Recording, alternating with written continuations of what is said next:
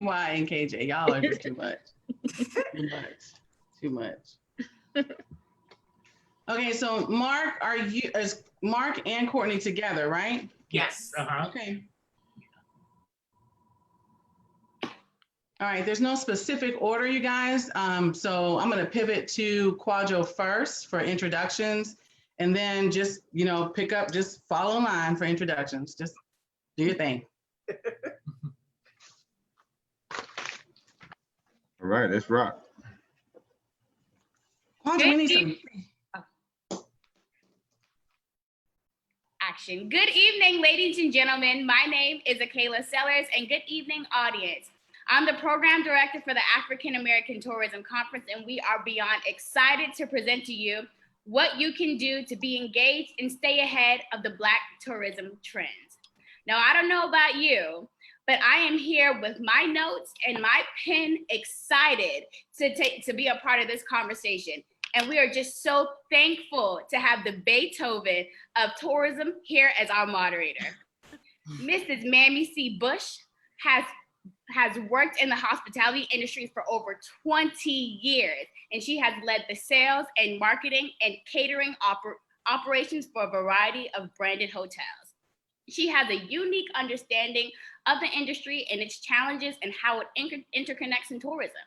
She is extremely passionate about hospitality and tourism and has been a strong voice and advocate for diversity, equity, and inclusion in the hospitality and tourism industry, as well as multicultural tourism. She is a native of Charleston, and her family's roots can be traced along the Gullah Geechee cultural corridor. And ladies and gentlemen, it doesn't even stop there.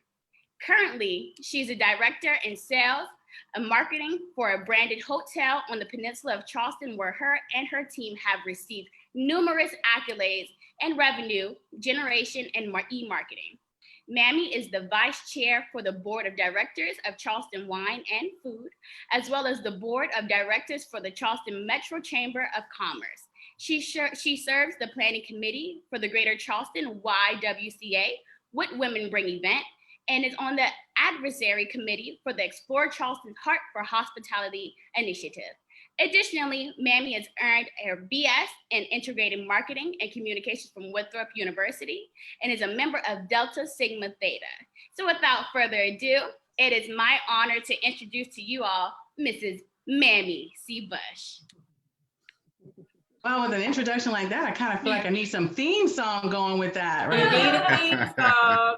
I'm trying to figure out what the music will be, but thank you so much, Akayla. I very much appreciate that introduction.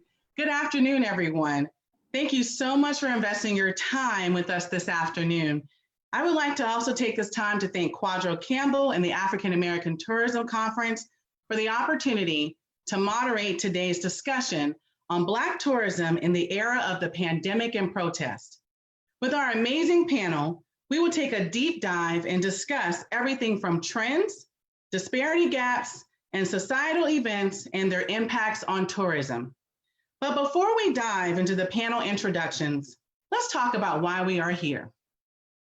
In a 2016 study conducted by the Smart State Center of Economic Excellence in Tourism and Economic Development, it found that African American tourists are responsible for $2.4 billion in economic impact for South Carolina, an impact that translated at the time to approximately 26,302 jobs and $789.5 million in labor income. According to Merriam-Webster, the dictionary, of course, the definition of tourism is the practice of traveling for recreation, the guidance or management of tourists, the promotion or encouragement of touring, and the accommodation of tourists. When we look at defining Black tourism, we have to take a deeper dive. I'm going to read an excerpt from an article written by Judy Maxwell and published by Long Live Lodging on August 7th, 2019.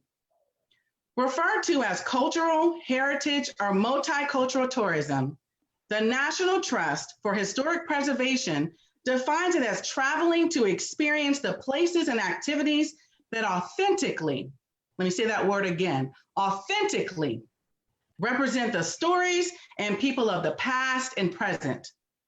Travelers in the United States spend more than 170 billion, yes, I said billion with a B, a year on heritage tourism. The majority of travelers consider themselves cultural tourists. More than half of the US population included a cultural or historic visit or activity in their travels last year. The American Bus Association reports cultural tourists take more trips, spend more, and stay longer. Average spend of a cultural tourist is about $1,300 per trip, 60% more than a traditional domestic traveler. When it comes to traveler demographics, nearly half of cultural tourists are baby boomers. They are affluent and well-educated, and they prefer trips that are immersive, enriching, and educational. 40% of these travelers will pay more for lodging that offers them distinctive services and experience. Millennials, we love millennials. Millennials are a growth market for heritage tourism. The vast majority of millennial travelers want to see and experience a destination's cultural offerings, including food, art, and music. Most millennial tourists say authenticity, there's that word again, is what they seek in making travel decisions. Today, we have some very talented people here today to discuss the intersectionality of Black tourism, the pandemic, and civil unrest as a result of systemic racism. Now we're going to have introductions today from our panelists, and I'm going to turn it over to Kwadwo Campbell with the African American Tourism Conference.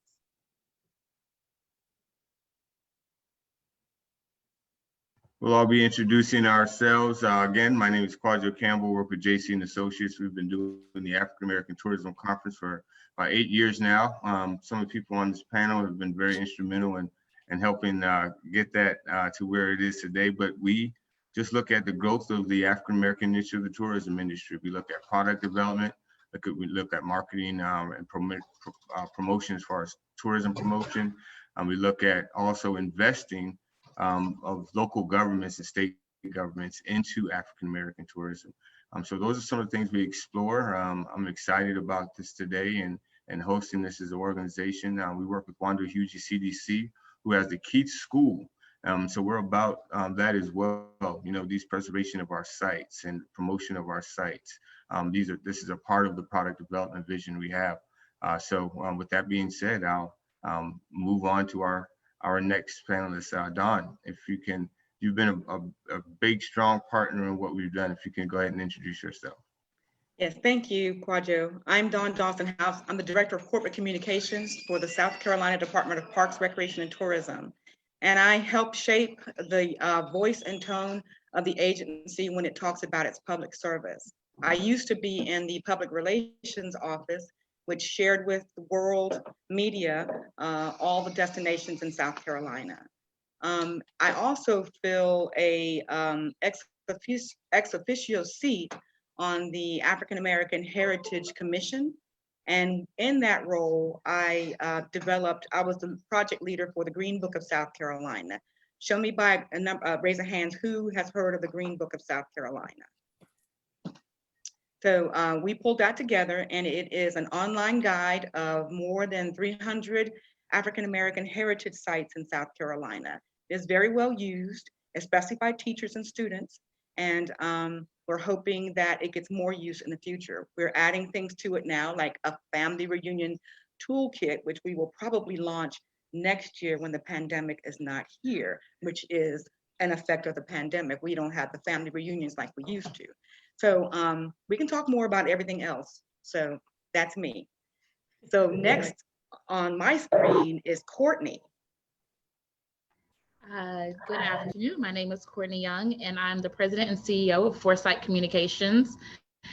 We provide marketing, public relations, and program management services, and we spend a great deal of that time in cultural tourism. So we get a very intimate view of what is authentic and what is inauthentic around tourism when it comes to the culture. And we get the great pleasure to work with organizations all over that are doing the good work and investing the time. So we're happy to support them and happy to be here today. The next person on my screen is Jillian. Hi, everybody. My name is Jillian Zettler, and I am the Executive Director of Charleston Wine and Food. I have been the Executive Director since 2006, and I've been in Charleston, or been in South Carolina now, which I can't believe I'm going to say this out loud, for 20 years. I'm a Clemson University graduate. So I know that that still doesn't make me a local to some folks, but I feel like South Carolina is most definitely my home. And I have been, throughout my career over the past 15 to 17 years, I've been working with organizations that definitely rely on economic impact and tourism data to drive the decisions that they make, from the Children's Museum of the Upstate to the Euphoria Food, Wine, and Music Festival in Greenville, South Carolina, and now for the past 7 years here in Charleston. So I'm thrilled to be here today and to be a part of this conversation, and honored to have been asked. I want to say the next on my list, I guess, would be tossing it over to the folks at Explore Charleston. Hi, everyone. My name is Courtney Jones. I hate having the mask on, but since we're sitting so close, my name is Courtney Jones. I'm the Member Relations Manager here at Explore Charleston, and I was recently hired. I used to be a hotelier, actually worked with Baby Bush for a very long time. But have been in the hospitality industry for just about 10 years. I graduated from the College of Charleston with a degree in communications. So excited, happy to be here. Glad to be able to talk with you guys. Well, my name is Mark Gibson. I am currently the Director of Inclusion and Engagement for Explore Charleston. I had the awesome opportunity of attending the African American conference last year and made some pretty good networking and just learned so much, and so happy that Quadro invited me back this year to be a part of it. Thank you so much. My start is I'm native of Charleston also, started up with the Chamber of Commerce about 28 years ago, kind of worked my way in with the Convention and Visitors Bureau, and now currently heading up Heart for Hospitality initiative with Explore Charleston, and trying to do heart work, diversity and inclusion within our hospitality industry. Happy to be here.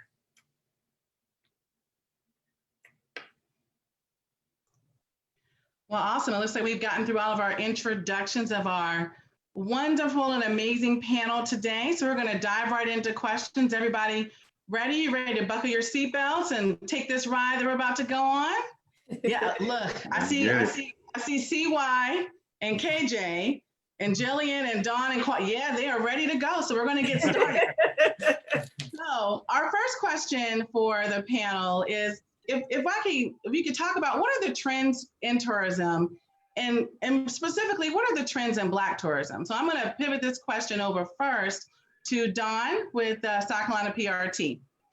The research that we're looking at right now says the trends in tourism revolve around food and intimate experiences in a destination, beginning with food, but it also goes into beverages. People like distinctive beverages wherever they're traveling. And that for that reason, Greenville has done a good job with their distinctive cocktails that they serve in their cafes and restaurants along Main Street.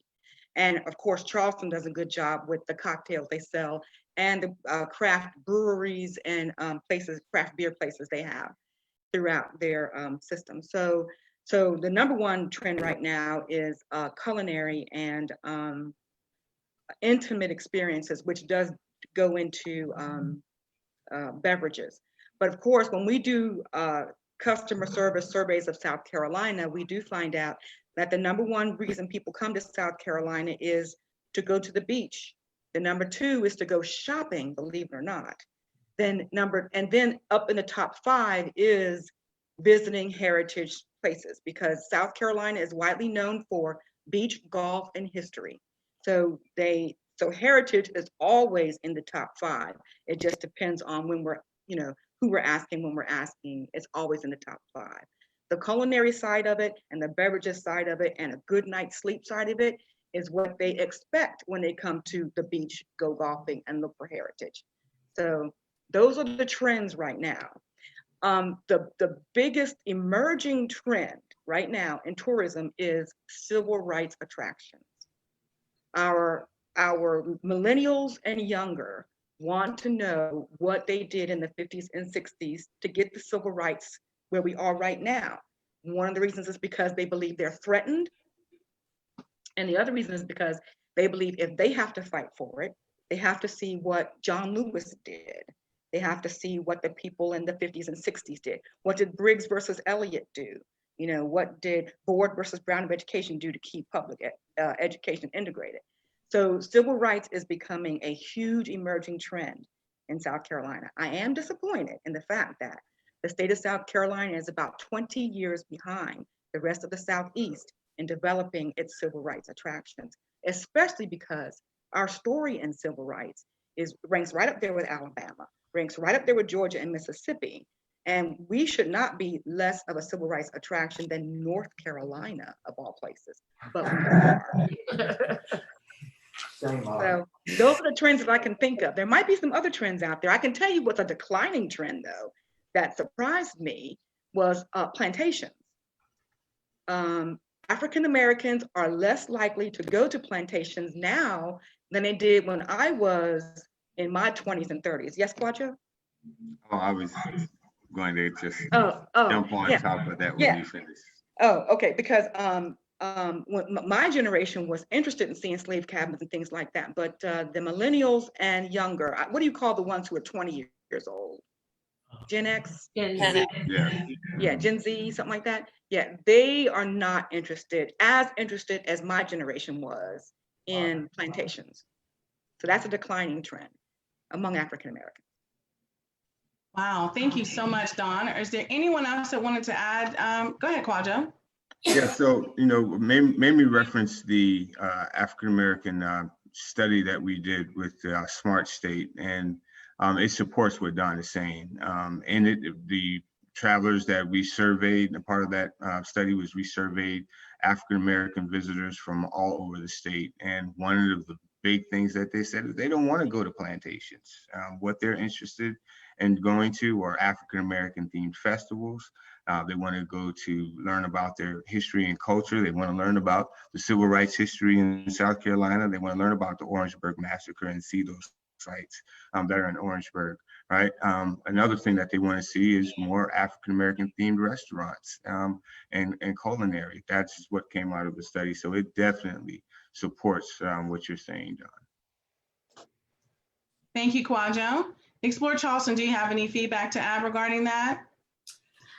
Basically, everything that Dawn stated is the same information that we have discovered, or at least that I've done on my own as far as research goes.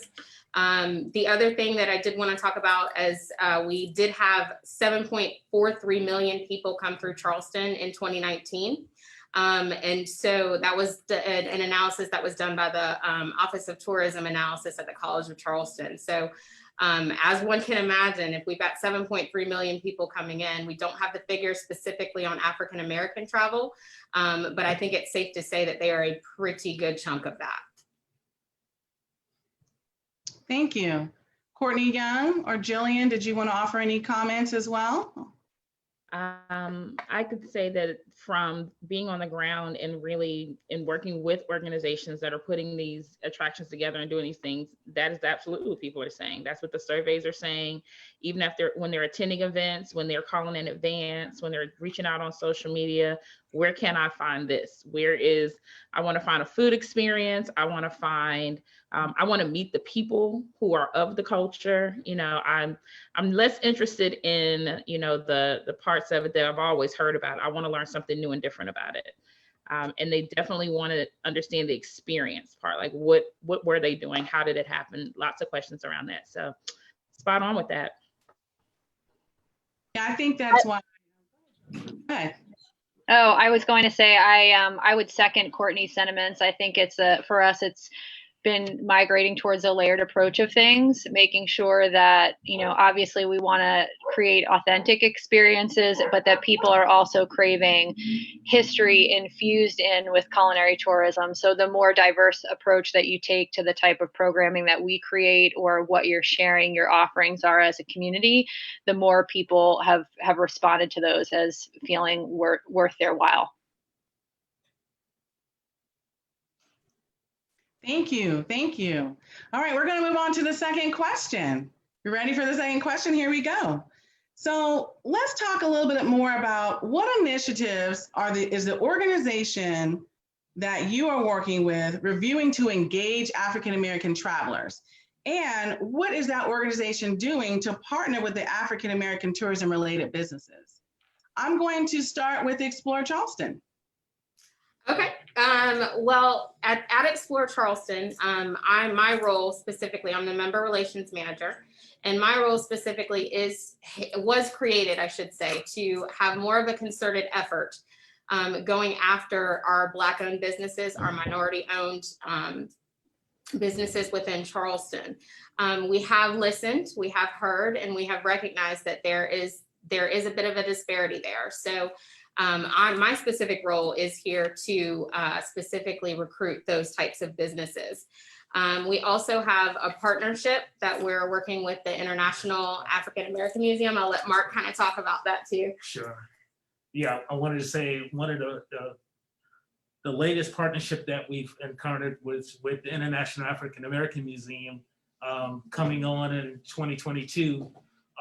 That is one of the things that we have been working with Dr. Elijah Haywood and orchestrating how that's going to be received and kind of things that we can, I guess, learn to expect from something of that caveat being that it's an international attraction and being right here within the city of Charleston. The other thing that we have done is that we launched a very own website called Voices of the Voices website of history, and that has helped us tell personal stories and account of a timeline through history, civil rights included, of the African American experience in Charleston. So those are the latest things that we have done in that regards.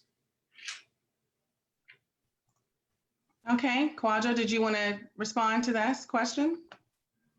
Let me say that right now we are working to in the state budget. The state budget has been postponed and put off to September, but we're working with a number of state senators and representatives to get some funding for African American tourism promotion.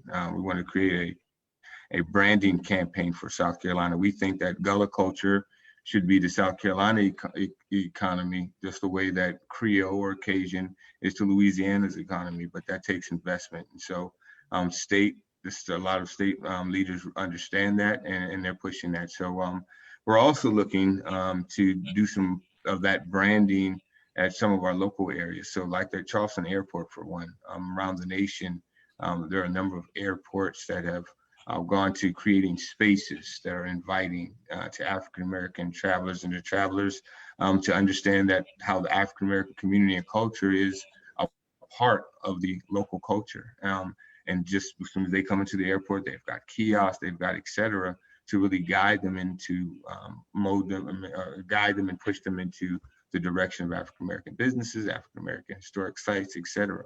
So those are some of the things that we're working on to advance this conversation.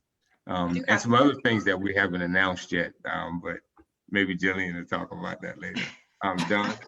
I do have a question. Okay, good thing working with the legislature to get this done, because I've always said that if we want to expand and grow African American tourism in South Carolina, tourism grows from the ground up. You can't expect the state tourism office to pull together your tourism because they don't know enough and they're not going to know enough. And I'm in that, so I don't know enough.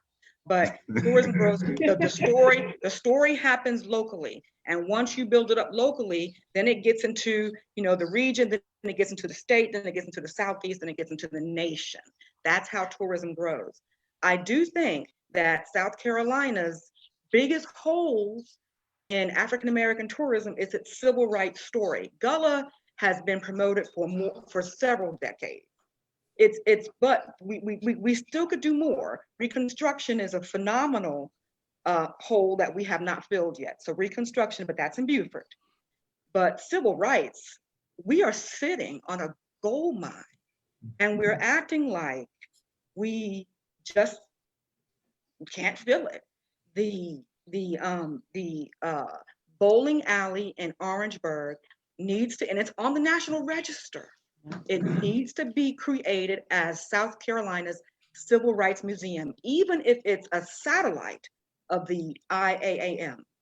The bowling alley needs to be a bowling alley where these people protested at.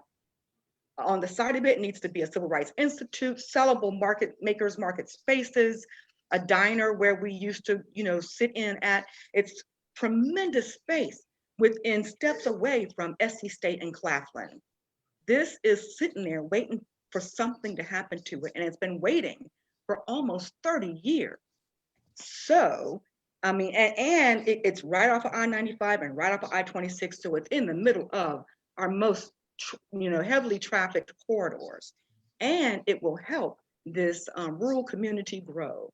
So, but it is going to take some state investment. It really is. And even if the state can use its influence to drive some private investment, that'd be great too. But we're sitting on a coal mine. I mean, we're not digging. We're just not getting into it, and it needs to be done. You know what I heard you say earlier about it's got to start at the local level? That is so profound to hear you say that. I'm going to pivot to Jillian, because I think for some of our viewers and some of us who are on the panel today, when the local level hasn't done enough, when the local level hasn't even bought into, the entire aspect of Black tourism, right? What do you see it around you? What do you do? My grandmother used to say, when you know better, you do better. So I think that's where some of the frustration may have come out as well too from people as well. But I think you're absolutely right. If the local level does not get involved and engaged in the process, it's just what are we doing, and why aren't we doing it? So I'll pivot to Jillian at this point with the Wine and Food Festival. I think that I want to start with this panel and whoever is listening, and also recognizing, I think we got puppies downstairs, the level of vulnerability that I think people are owed, and at least I'll speak for my own organization, in that we have not done enough. And I will speak for myself in saying that I used to believe that this intrinsic want for diversity and for a feeling of inclusion, that if that was real and raw in your own heart and in the hearts of your team, that somehow all of that would manifest on its own. And it's just not true. And I'm really proud about the conversations that we've been having internally as an organization for a couple of years now about ways that we can shift the needle. For us, that started with some good listening sessions with local folks who really are that authentic voice they should be the authentic voice for Black tourism in Charleston, and hearing some things that maybe were difficult for us to listen to. And then taking what we were learning in those conversations and going, okay, where does the action start from here? And I think that, there's a multifaceted approach that needs to happen. I think for those of us as a white woman who leads a predominantly white organization, I think acknowledgement of our missteps is critical. And the places that we've let our, members of our community down, and how we've told stories in the past or things that we've done that we could have done better. And then I also think that it's extremely important for us to look at actionable ways that we can create change. And that includes monetary investment in things like Black tourism and promoting the data that supports all of the reasons why the Black economy is important to Charleston and the state of South Carolina. I mean, there's a reason why people use the phrase like put your money where your mouth is. And so that's one of the things that as the leader of the Charleston Wine and Food Festival, our plans moving forward are also figuring out ways to lift up not only with the soapbox and the megaphone and the huge platform that the festival has to connect with people and share stories, but also look at financial investment, the opportunity to bring in, Black writers and editors and really look for places to really shine a light on authentic stories in Charleston and deepen collaborations with amazing organizations who have been doing this work and trying to find space to be heard for quite some time, like the African American Tourism Conference in South Carolina. And that was a little bit of what Kwadwo was alluding to. So we're working together on a collaboration between our two organizations, and I am excited to feel that that is just one of the pages in a very long book that the festival will be writing about its diversity and inclusion initiatives. Thank you, Jillian. Courtney Young. I was just going to say to that, in order for the local spaces to be felt, there have to be many voices. It's not just one voice, one thing. There are many, many opportunities to integrate local things that are happening with Black tourism into the more mainstream experience, or to highlight them. I mean, because they don't all need to be integrated. Don talked about the bowling alley, but there's so many things that can also be added that happened at South Carolina State or at Claflin or historic churches or things that are in Orangeburg that can build and grow with that. So I think that one of the things that we, to make the point that it starts locally and it comes from the local, it's so important.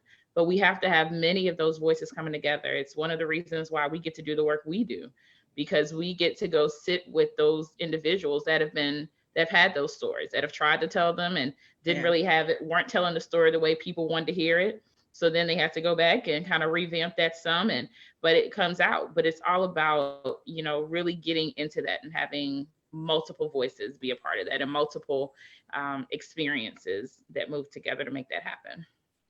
I also think that even if we were to increase African-American tourism in Charleston, we are still falling far short of our optimal development. Yeah. Charleston is not in a nutshell. The entire state of South Carolina is a destination for African-American.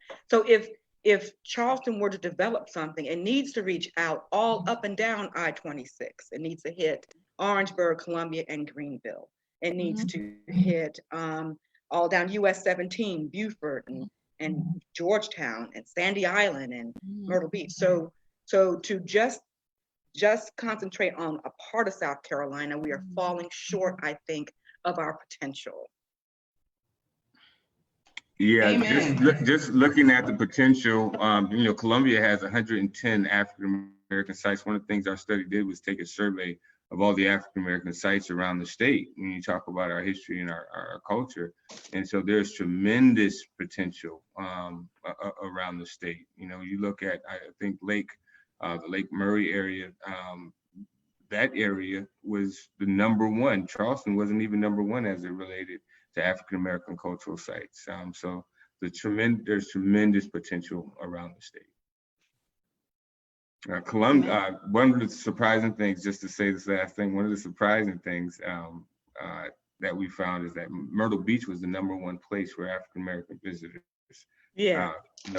go, and that there are, not enough products there for African-Americans to enjoy.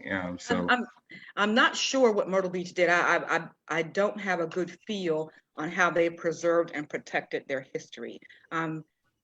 But my gut says it didn't do as good a job as Charleston did, but because their economy was based on surf and sand.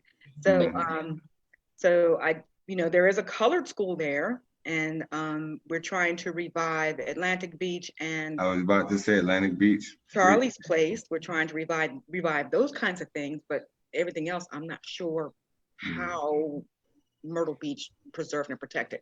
Maybe that's something I could study. I don't know.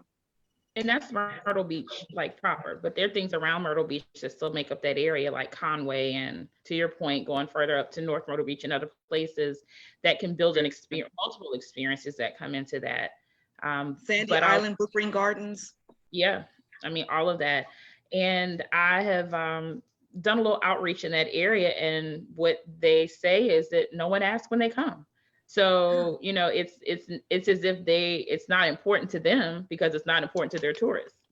So it's, and that's kind of hard for me to believe, but with so many African Americans spending time at Myrtle Beach, but you know, there's points to be made about that. So if it's the preservation that was a concern, or if it was because people aren't talking about it, or they're not asking those questions on their surveys, you know, those are all things that need to be addressed and identified so that those things can come to pass. So with that being said, moving to our next question, I think that's a good segue. What initiatives would you like to see, or suggestions do you have for CVBs, DMOs, travel bureaus, as it relates to investing more in African American tourism? Courtney Young, we're gonna start with you, girl. That's what we're gonna do. I'm on the marketing council for the Hilton Head, Bluffton, Defusky Chamber, and the Visitors and Convention Bureau in that area, because that's where I spend the predominance of the time doing tourism work. And so I'm on that council because I represent cultural tourism. So first, when we're having discussions, when there are discussions that are happening, there needs to be people at the table that are actually knowledgeable about the things that are happening, not just, you know, the beaches and the tennis and the rental villas and the hotels. All those things are great, but they're not the only things. So I think that's a good start. I think the next thing that needs to happen is there needs to be a concerted effort that if you are getting public dollars to support the work that you're doing, which most of those entities are, that they are engaging the local story in a more wholesome way. I think that, you know, the people at the table that speak the loudest are typically the people that have the most to lose financially. So they're speaking loud because they want all the attention to be on them, but that's just not enough in that space. So to Don's point about maybe preservation are some concerns and other things, I think those entities like the CVBs can do a much, much better effort of telling a more robust story about what has happened, what their local entity is about and why you should visit. So I can say that on Hilton Head, they have done they're doing a good job of that. They can always do more, but I think they're investing in the space to show that. There's a microsite on their CVB website that you can go to that's just about Gullah culture. So you can find those kind of things. So that's a start for that. You know, they have Culture HHI, which is, you know, from the town of Hilton Head, which brings in opportunities for arts and for other cultural experiences that the town is funding that department. The job of that department is to go out and bring in the full experience, not just, you know, some artists that showed up from out of town. We're the people that have been living here for many generations. They need to show up too, and they do a really good job of that. So those are good examples of what can be done. I mean, I can give you a list of a lot more, but I'll share it with somebody else for now. Thank you. Anyone of the panelists just dive in who wants to take a stab at that question? So I will say at Explore Charleston right now, we are getting ready to unveil our brand new visitor center. And that construction started a while ago, but I have been able to walk through it, and it definitely looks different from the visitor center that we originally had. There's definitely more information available for people about Charleston and about the history of Charleston.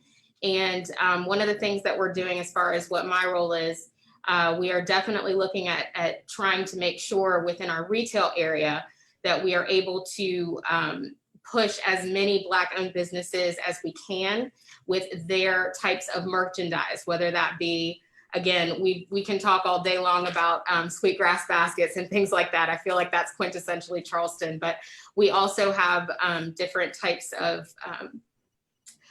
just foods offerings. We've got different types of, we're looking at putting retail options in there as well as far as apparel goes.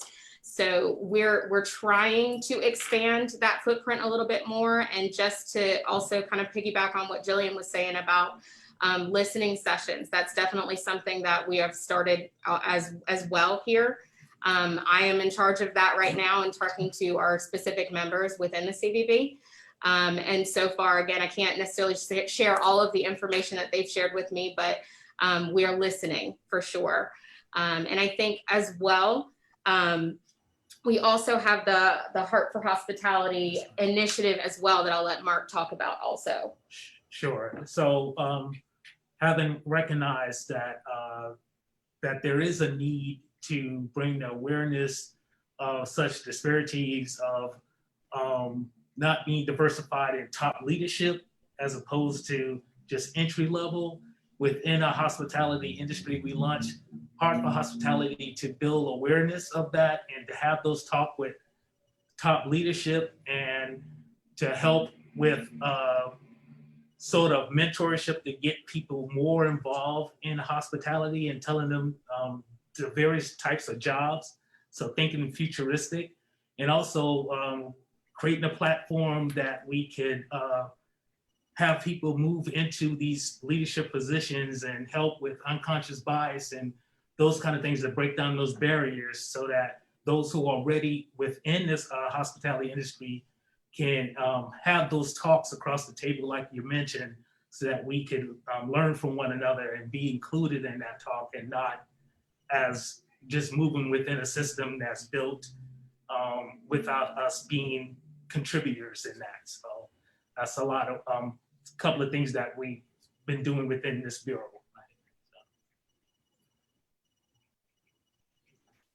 Dawn or Jillian, did one of you want to tackle that question? Yeah, I would love to just add that I think that, again, I'll speak for some of our own missteps, because I think that, you know, we've been trying to, it's inevitable that people can make mistakes, but it's where you go from there. And as you said earlier so eloquently, Mamie, when you know better, you do better.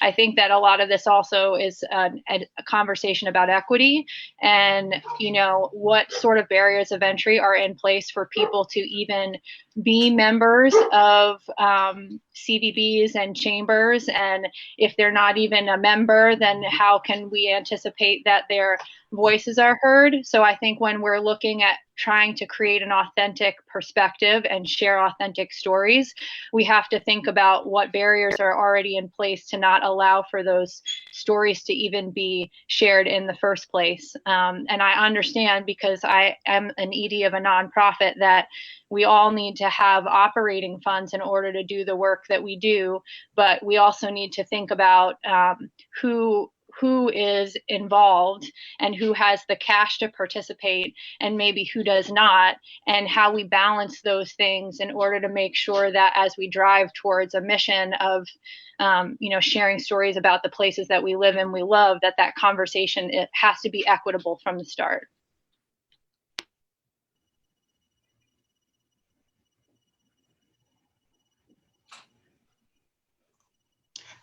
Kwadwo, did you want to talk a little bit about the impact that local officials and state officials can have on the tourism industry? I mean, we've talked about, you know, really kind of challenging our local tourism bureaus, DMOs, CVBs, but can you offer some, shed some light on the other side of it? I hate to say it this way, but the political side of it, and how they can be more involved in that process. Well, you know, these initiatives we're talking about need money. And so our local governments and our state elected officials, what I've been learning as I've been going around having these one-on-one conversations with them and sharing with them the results of the economic impact study, a lot of them just don't know. They haven't been focusing on that as a strategy for economic development in their communities. This is an opportunity to help revitalize some communities through tourism development from this aspect. And so the more we engage them, the more they understand, the more they buy in, the more they begin, like Senator Kempson, Representative Gilliard and Darvis, the more Terry Alexander, Senator Carl Allen, who's sponsoring this year's legislation. They're beginning to understand now. We pushed them to come to the tourism conferences. We've invited them to watch and join us today. I know a number of them said that they would tune in. But the more we educate them, the more they will invest and empower us. We want to see them invest in tourism promotion programs. I want them to invest in a marketing toolkit for African-American businesses that want to be into this area. I want them to invest in the initiative that Don was talking about in Orangeburg. So that's what we want to see. We have tax accommodation funds that could be used. Those funds can be earmarked for initiatives. That's how we got the Denmark Vesey statue there in the Freedom Garden. We earmarked that money prior. So we have hospitality funds locally. So there are funds, there are resources. Dawn had a wonderful idea about earmarking getting some permanent funding source. Maybe she could elaborate on that for African American tourism. And so those are the things that we want to do. Dawn, talk about that permanent funding first, because I want to begin pushing our state legislature to do that. And I was wondering what the legislation was that they're drafting right now. I'm not familiar with it, so forgive me for that. But one of the things I had said was we need to shave off the first 1.5 million of the accommodations tax that the state of South Carolina collects. And I'm gonna add to that 1.5 million accommodations, 500,000 admissions, 500,000 state rental car taxes. All that together could be about 2.5 million that we create an initiative in the state of South Carolina for heritage tourism development. Yeah. And the thing about that is, once we do that, African American won't be the only heritage that the state is going to pursue. They'll pursue Native American, they'll pursue others, but we have to make sure somehow in there that African American is not tossed to the wayside. So to me, what this initiative could do with 2.5 million is provide grants to local communities where I said tourism has to build from the bottom up, grants so for them to build their tourism product. And it could be something as simple as a trail of all their historic churches in their areas. Because I have discovered, working with the Green Book, that we have more than 100 historic AME churches all over South Carolina that are revered in their communities, but nobody else knows about them. Do you know about the AME church in Bamberg? No. Do you know about the AME church in Aiken? No, because we're not talking about it. But the story about that, how they began as brush arbors, how they've been in existence for more than 100 years, is a cultural traveler's dream. So I think this tourism initiative could help out local communities. First of all, identify their tourism assets and their potential. Number two, train them on customer service, because what the tourist doesn't like to do is be told to come to a rural or off the beaten path area. They get there at Wednesday at 2 o'clock and the place is closed.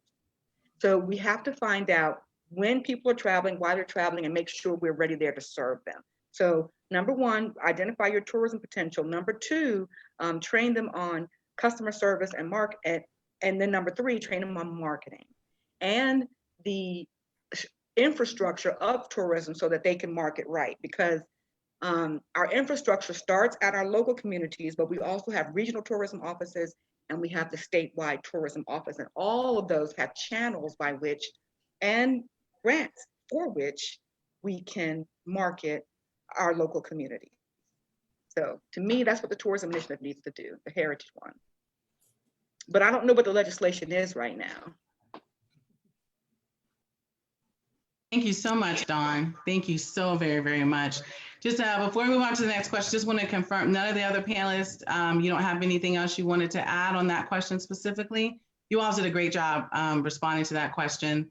I'm going to say this before we move to the next question in regards to what we were just talking about. I think it's really important as well too that CVBs, tourism bureaus, DMOs really understand the difference between diversity, equity, and inclusion.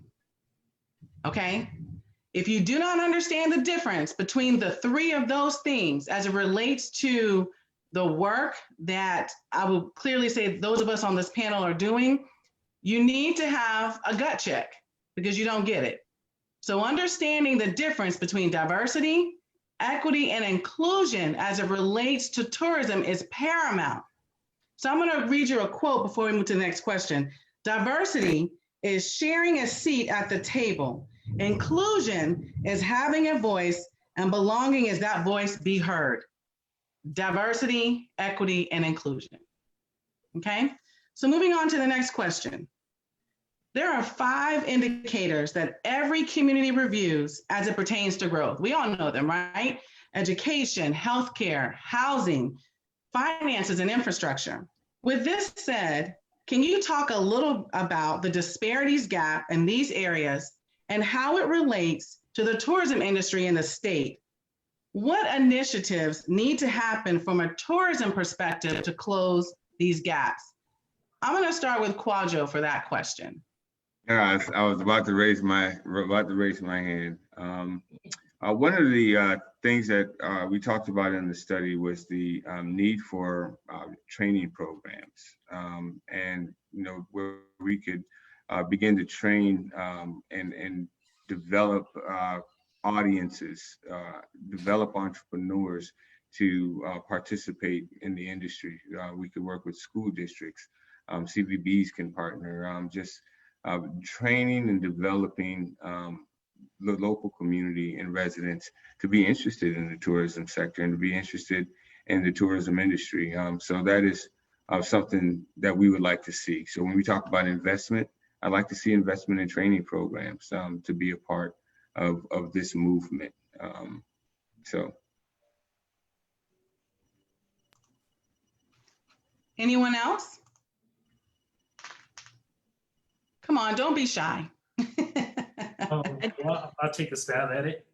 I think one of the things Explore Charleston tried to keep mission as simple as just trying to create a mission, a goal, try to create overnight stay for visitors. So in doing that, we realized that these factors sometimes come into play and that we really can't remain silent because the catalyst behind this is to have a healthy workforce. And in order to have that, people have to be safe and having a place to stay, infrastructure, a way how to get to work.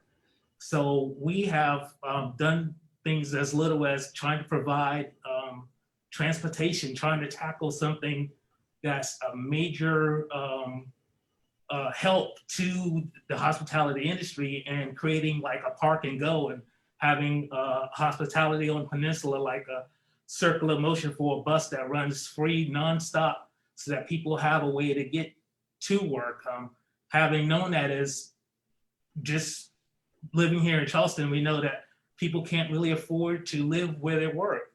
So we recognize that and we can't remain silent when it comes to that. So all these things, healthcare and education and doing like Kwadwo said, mentorship, these are the things that we found ourselves into. And having been part of the Bureau for 28 years, I found myself going back to my early days with the Chamber, and we're doing some of the similar things because those things are sort of like the pillars of which you have to go. You can't abandon those things and expect to grow things in one area when those things, these things aren't taken care of or at least addressed in some form or fashion. So I totally agree that these things has to be always on our minds and taken care of in order to keep the industry healthy and growing. Thank you so much, Mark. Courtney Young, CY, did you want to offer any feedback regarding that question? I'll just echo what Kwadwo said as it relates to training. The disparities don't exist just because they fell out the sky. They were created that way, right? Like there were systems put in place to make people feel uncomfortable about being in the room or to, make them feel embarrassed about the way they, their lack of knowledge and the way they shared what they knew. So I think that, there have to be very focused efforts on helping people, helping the most, a lot, and let's back up. Let's back up a little bit. Black tourism is primarily rooted in stories and experiences that one or two people within a space are trying to hold on and make sure come to pass. So, you know, when you have that, you have those you have to have a way to train those individuals on what to do, to help them figure out how to develop, you know, a volunteer base that can help them continue to do things, help them figure out how to put together a marketing strategy that is really going to help them be in the face of tourists, not just in the face of the locals that live where they live every day. You know, it has to be, there are many things that go into that to help them figure out how to be operational and financially sound, because you can't just do this for free. It doesn't work. It's a lovely idea that you should just be able to have, you know, volunteers that will show up and come and do things. But volunteers are a bonus in this day and time. You know, people are doing many things, and in the wake of COVID, we don't even know what this is going to look like for how people will be able to come in and be in the space. So I think training on many levels needs to be implemented. And I think that, you know, our friends who are, you know, who are benefiting from public support should be the ones that lead that. The ones that are outlining what public support should be the ones who are requiring that. I mean, I think that, or public financial support, at least, that they should be requiring that. I mean, there's no reason that they shouldn't. The question is, why isn't the story being told? And it's not because the story doesn't exist. So I think you have to build into that and continue to help develop the people, the places, the things that exist already, so that they can be sound and soluble as you move forward. So that's my opinion. Thank you. Jillian, did you have anything to add for that question?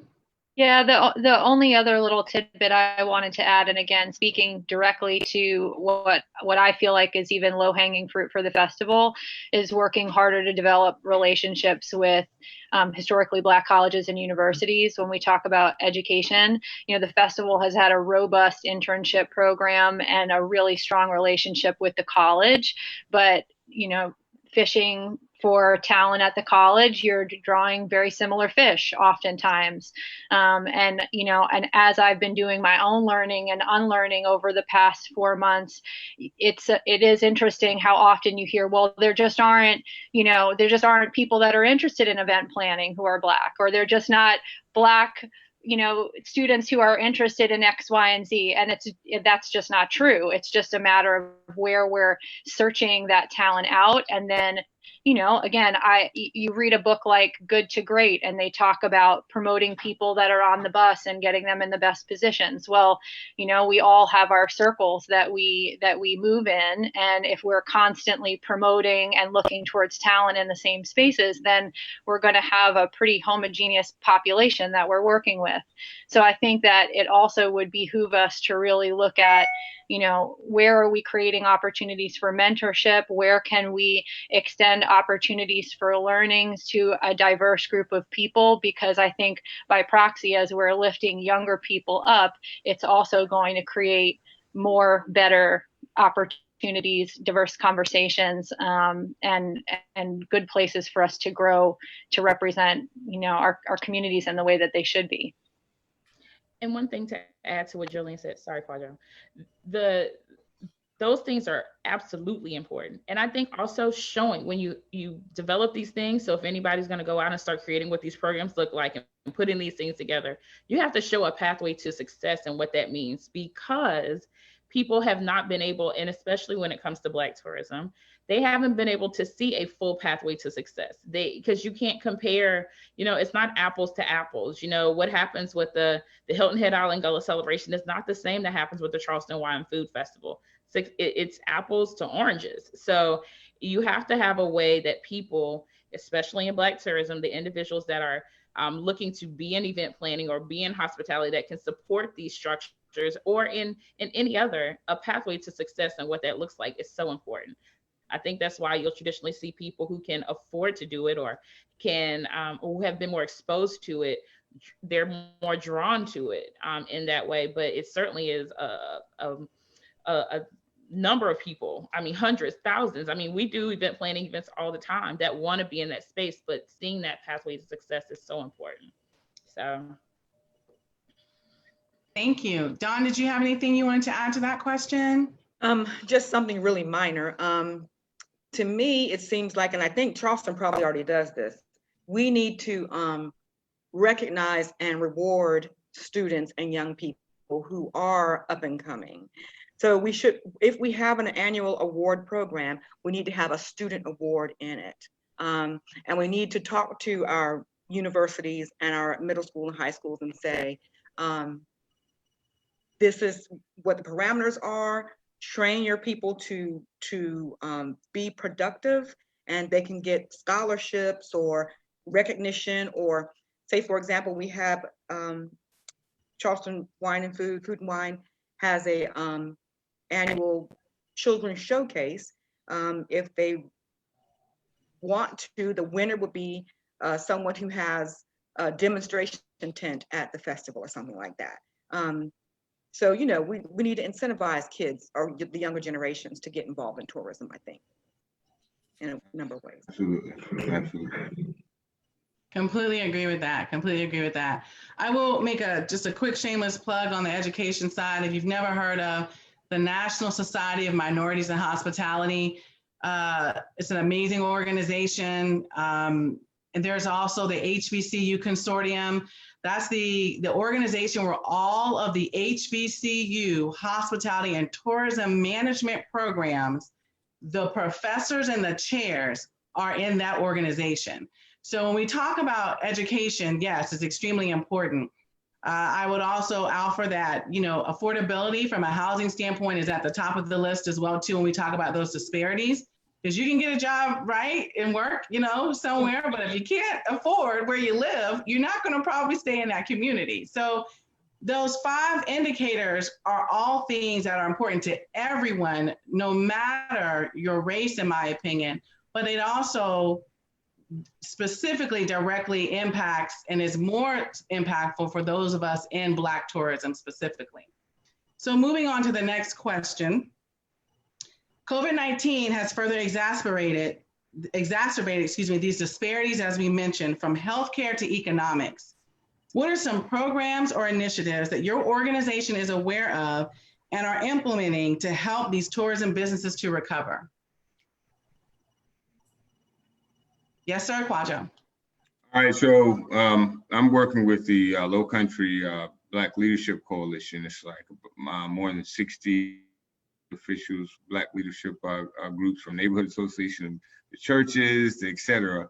And one of the things that we are pushing, we were meeting with we met with Mayor Summey this past Monday. We're meeting with County Council later on this evening. We'll be meeting with Mayor Tecklenburg on next week, is that the monies that they received, right, as the local governments have not received their CARES Act funds as of yet. Only local area that has received those funds have been Greenville, because they received a direct expenditure from the federal government. So everyone else is still waiting for their money from the state. And so we're being proactive and lobbying for money to be allocated for African-American businesses. And so African-American tourism related businesses, we will definitely be working to have them put in front of those pots of monies and resources when they come down.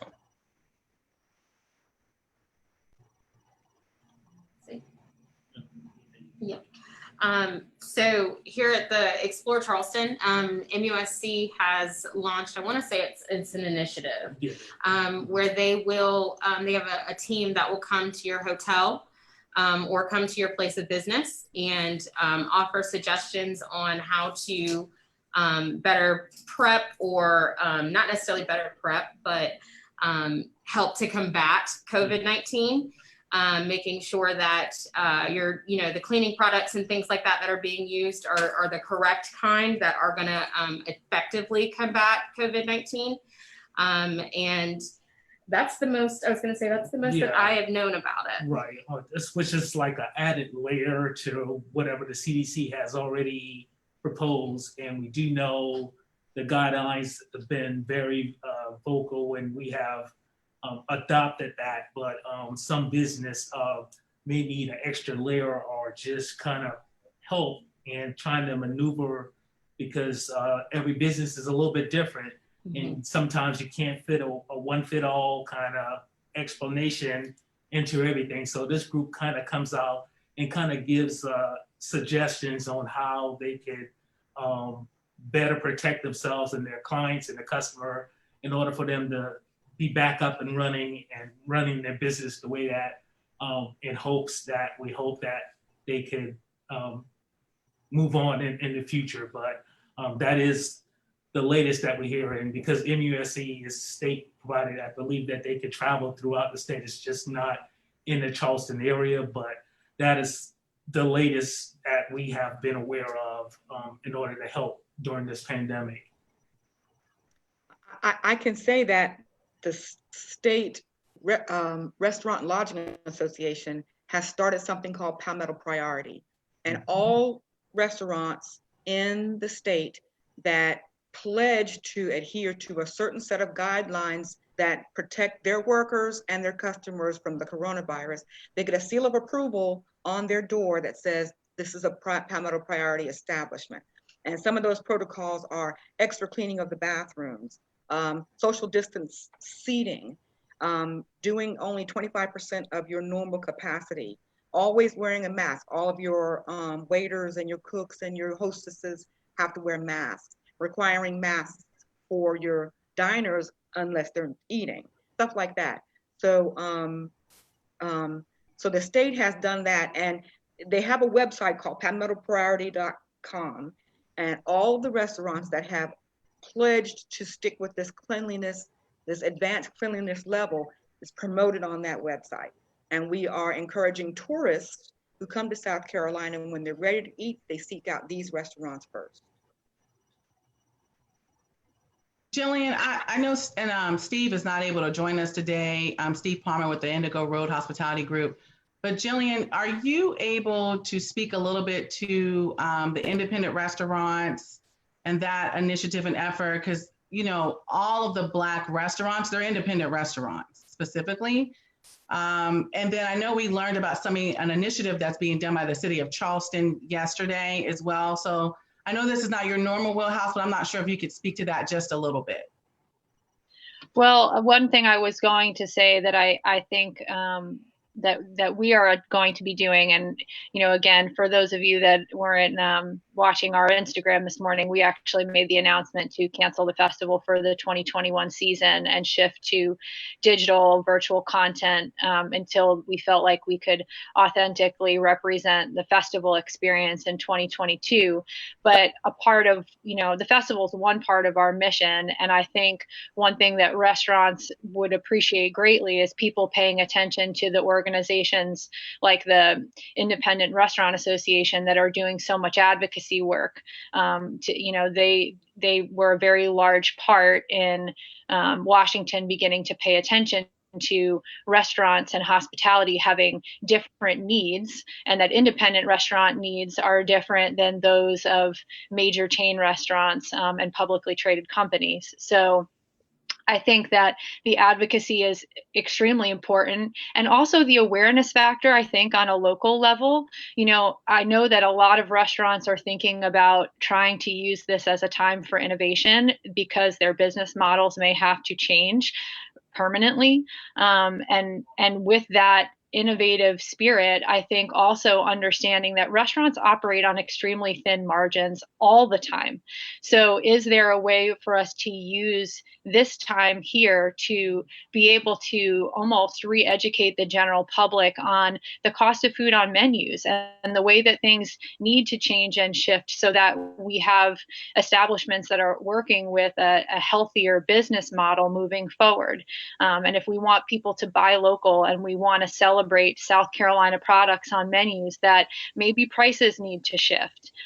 So I think that there's also a huge underpinning of education that can happen here for the general public, so that when tourists come into a city and they see certain prices on menus, it's because there is a story behind that price that is allowing us to support our farmers, our oyster farmers, and our purveyors, and all of these things that make South Carolina so special, without the resistance that somehow it's, like, why would I pay X for these razor clams? Well, there's a reason, and the general public should know that and appreciate it, and want to support that. Thank you so much, Jillian. Did anyone just want to, I'm checking the panelists here. Looks like everyone is good with that question. So we're going to move on to the last question that we have today for the panelists. And that is, how have the events of the murder of George Floyd, the Calhoun statue coming down, and other events like protests, we can even go back to 5 years ago with the Mother Emanuel shooting, impacted the tourism-related work that your organization is doing or plans to do? So I'm going to pivot to Jillian to answer this question first. Well, I mean, I don't even know where I want to start.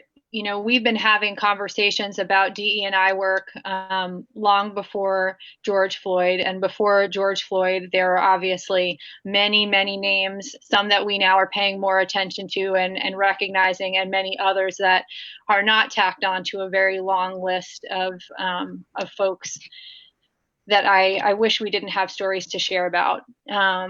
But you know, I will speak for myself personally. A couple of years ago, I had the opportunity to hear Brian Stevenson speak in person about the importance of proximity and what proximity can do for the change in your organization.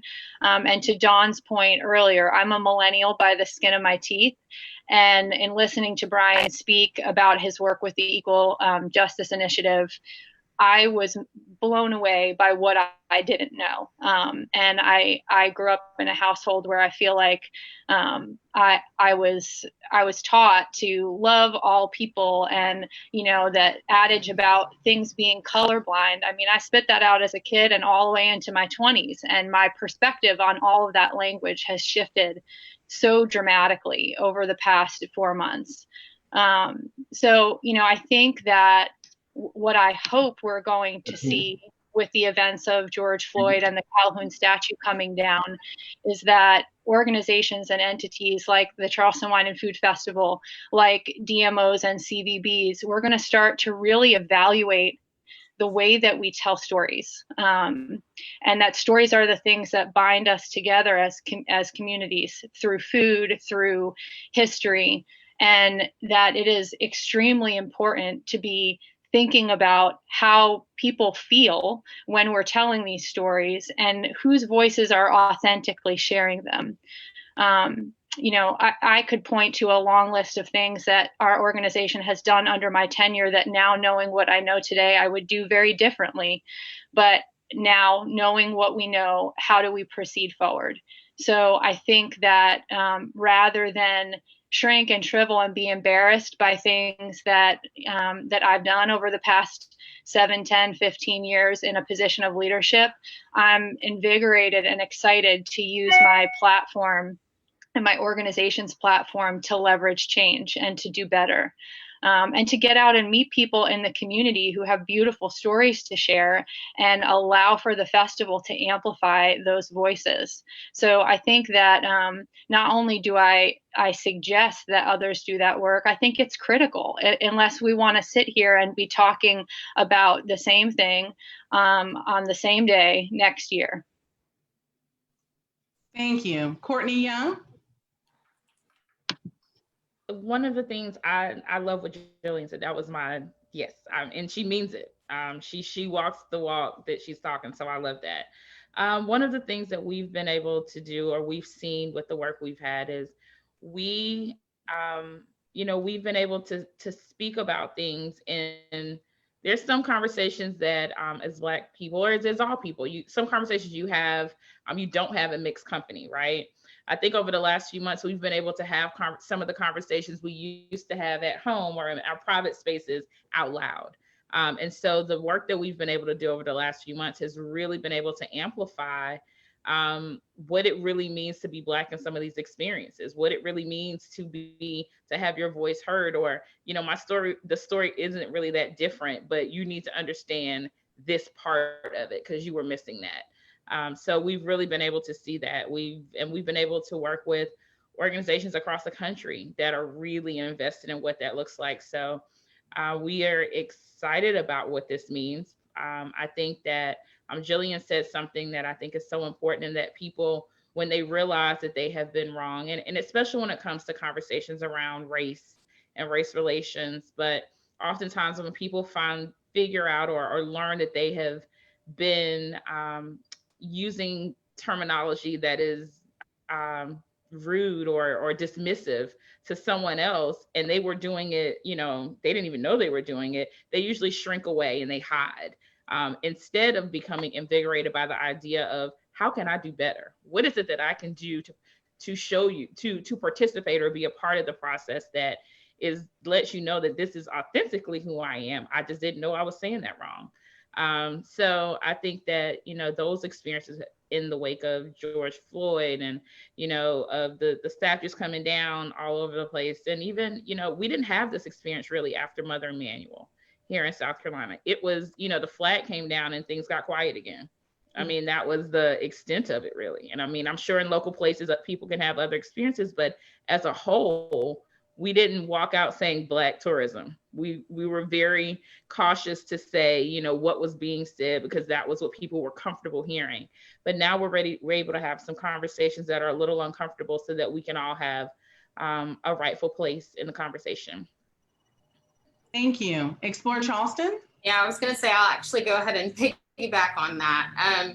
One of the things that I think is so important is that communication as a whole, marketing, all of it, perception is reality. Mamie Bush taught me that, believe it or not. And at the end of the day, I think a lot of the efforts and things that we have been doing, or that we haven't been doing for anything better, we have an opportunity. I think that we've had missed opportunities. I will agree with Miss Jillian. Yes. I think we've had several missed opportunities. And I think that we can expand upon that. I think generationally speaking, the generations that we're dealing with right now, the baby boomers, when I was growing up, it was very important to be politically correct. That was the main thing that everybody wanted to make sure we had, everyone understood. We need to be politically correct. And we are dealing with a generation, mine and the one behind mine, and the one in front of mine. People are to their point where they're just like, just tell the story. We don't care what it looked like. We don't care how it sounded. Just tell the story. And so I think it's important for all organizations, for all of us to change with that. We have to shift. We have to shift because there is a shift that's happening. And if we can admit first and foremost that we have missed some opportunities, and that we are listening, and we're not necessarily listening to respond, but we're listening, then I think that that's how we move forward. That's how we collectively, unified, try to better our communities as a whole. Thank you. Dawn, did you have anything to add? I think there are a couple of things that are happening in South Carolina, but they've been happening ever since Mother Emanuel, and I think the intensity has picked up. As soon as the Confederate flag came down, South Carolina's, not suddenly, but became a sports destination, a major sports destination for postseason. So that brought an infusion of cash into South Carolina. But that cash, I don't know if it's been reinvested in cultural heritage, tourism, or anything. It's just cash that came to our hotels and everything, and our convention and visitors, our convention centers. So that, and we're still pretty high on the list for the NCAA and the SEC post tournaments, and golf tournaments and fishing tournaments and things like that. So when the Confederate flag came down, we opened up for a lot of things. One of the primary things that's under development right now is the Reconstruction Era National Park, the only one in the nation. I think that's picked up some steam as well. It's in Beaufort. I don't think it's been influenced by George Floyd, but what happened with George Floyd, but it's still being developed. It's moving forward fast and furious. The PR team, the agency I work for, is investing in the U.S. Civil Rights Trail.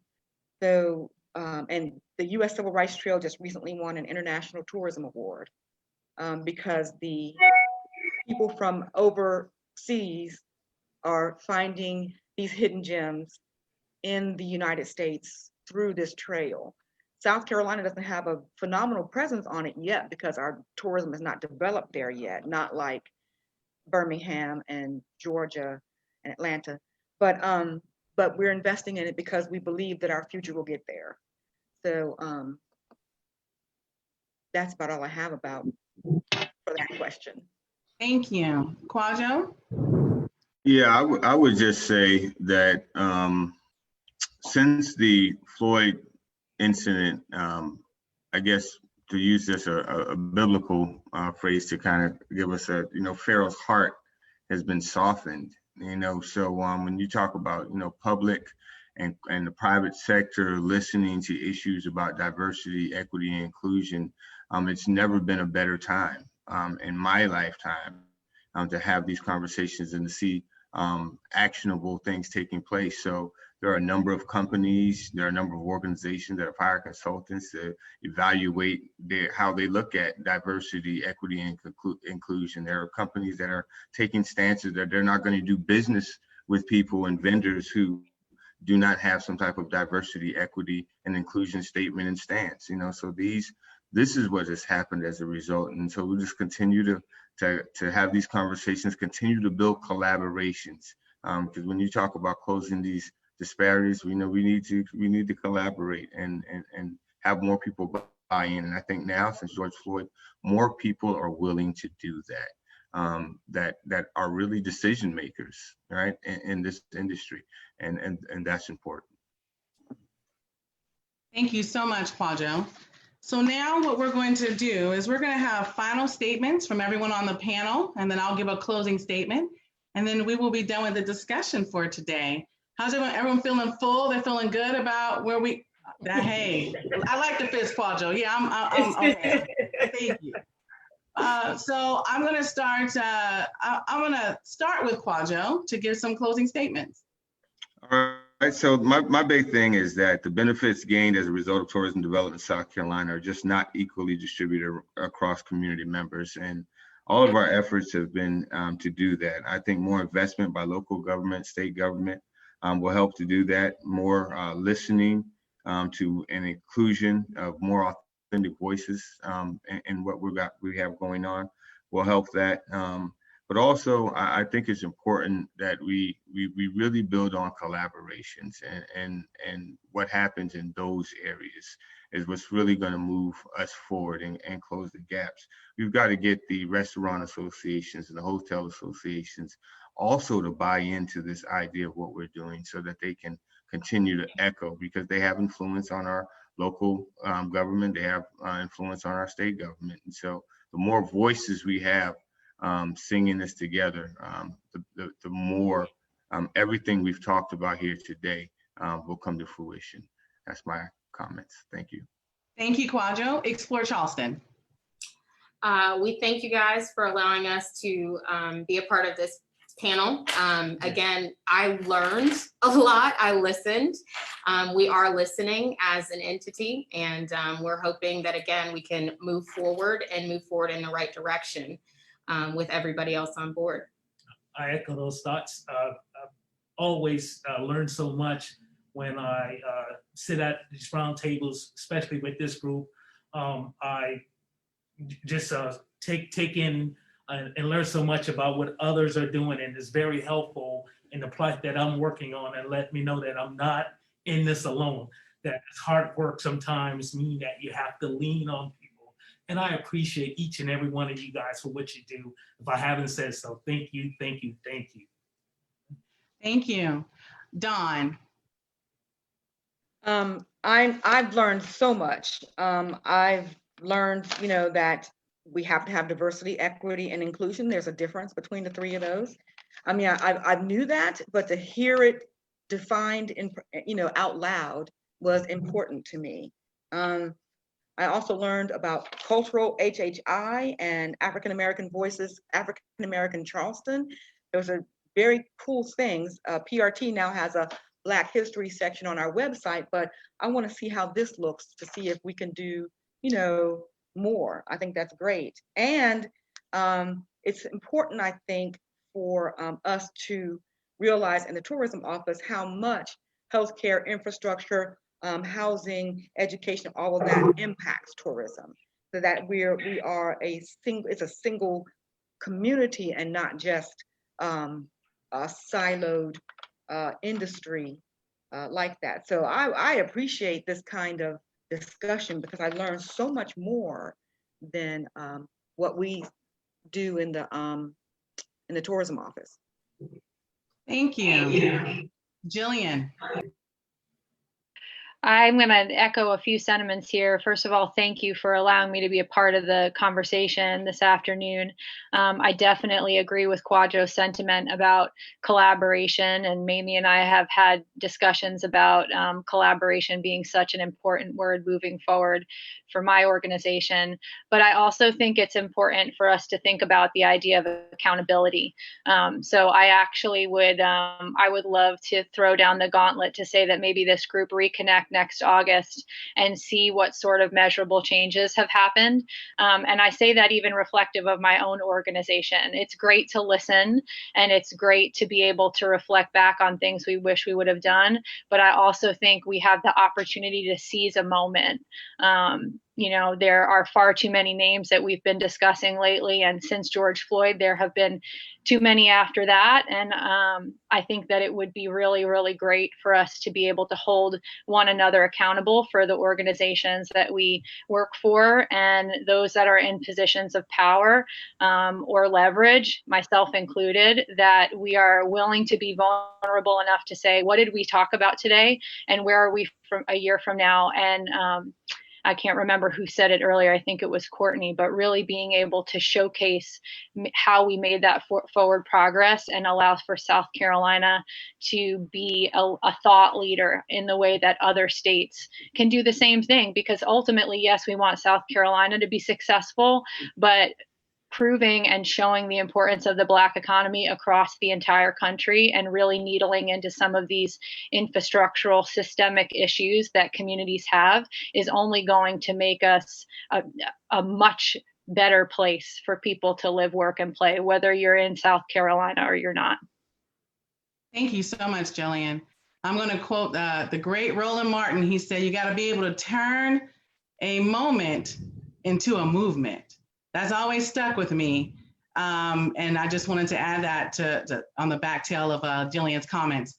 Well, Courtney Young, you're up, ma'am.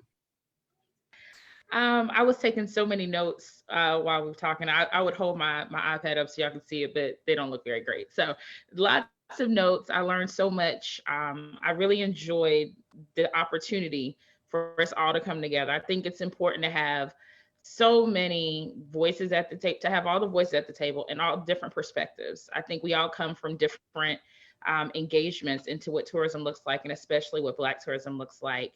And I am looking forward to seeing what comes from this. I think the South Carolina African American Tourism Conference is such an excellent opportunity.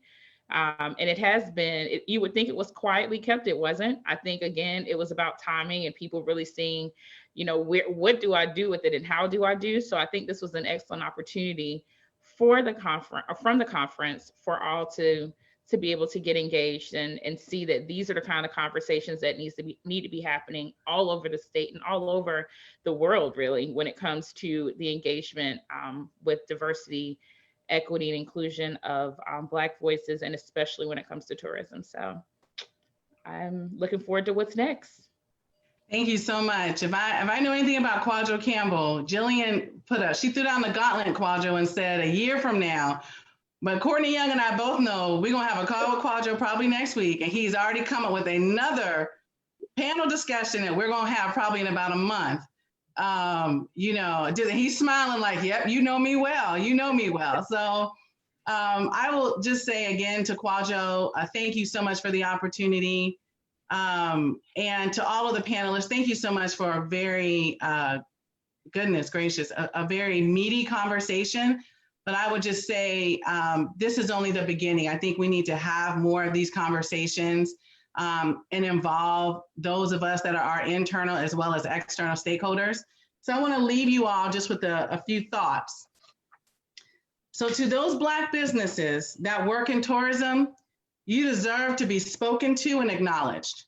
Thank you for authentically telling our stories and keeping our legacy alive.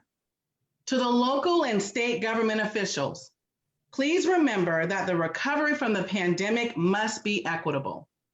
Look at the power dynamics and consider that who is chosen to bring in resources to help these Black businesses is key.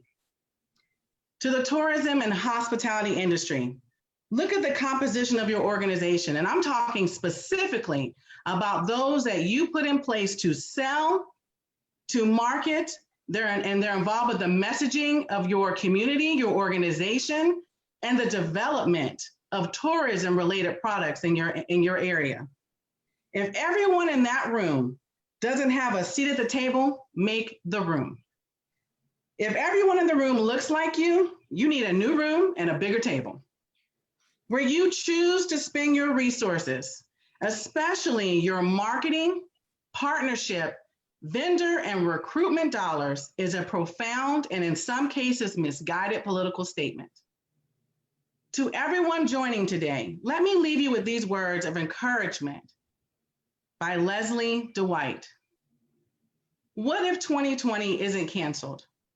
What if 2020 is the year we've been waiting for? A year so uncomfortable, so painful, so scary, so raw, that it finally forces us to grow. A year that screams so loud, finally awakening us from our ignorant slumber. A year we finally accept the need for change, declare change, work for change, become the change. A year we finally band together instead of pushing each other further apart. 2020 isn't canceled, but rather the most important year of them all. I want to thank you all again for joining us today. Wanted to leave you with some words of encouragement. And just again, Kwadwo, yes, we're going to clap. Yes, yes, yes, yes, yes, going to clap and say thank you. And this concludes our panel discussion today. Thank you everyone for joining.